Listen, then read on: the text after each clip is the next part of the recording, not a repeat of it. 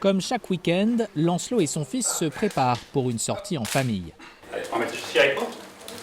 Ok. Au programme ce jour-là, tour de vélo. Mais pour trouver un peu d'air, pas question de rester dans le quartier. On est un peu obligé de prendre la voiture, de se déplacer, parce qu'il n'y a pas vraiment dans le quartier d'espace prévu pour ça. Et vraiment, c'est un peu dommage, parce que c'est, voilà, pas marcher, il n'y a pas de trottoir adapté. Allez, go. 15 minutes plus tard, les voici arrivés place du Souvenir.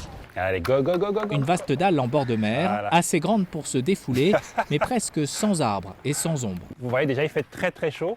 Du coup, quand on vient ici, déjà, on ne dure pas longtemps. Il fait très chaud. En plus, voilà, c'est vraiment que du béton. Il n'y a pas de banc pour s'asseoir. Mais voilà, c'est un peu par défaut qu'on est là.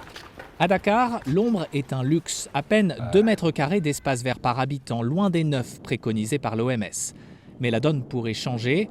En juillet, la France a restitué au Sénégal sa base militaire de Ouakam, 35 hectares en plein cœur de la capitale sénégalaise.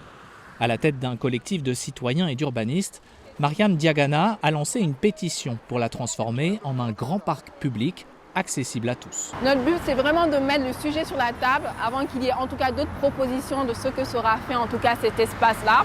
C'est vraiment réfléchir à comment on peut avoir des espaces sains, verts, qui sont bons pour notre santé et pour notre santé mentale également.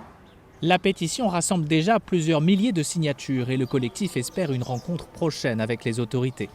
Pour les experts, verdir Dakar est en tout cas une urgence. En mai dernier, ce chercheur a mesuré à l'aide de données satellites l'évolution des températures dans la capitale au cours des 40 dernières années. Plus on va monter dans les dates et plus il y aura de bâtis. Tout ce qu'on voit en blanc là, c'est les zones de bâtis. Résultat, à mesure que Dakar se couvre de béton, la température de surface dans certains quartiers a bondi de 7 degrés. Des îlots de chaleur qui rendent les périodes de canicule difficilement supportables. Dans les zones bâties, on observe que les températures peuvent monter jusqu'à 50 degrés.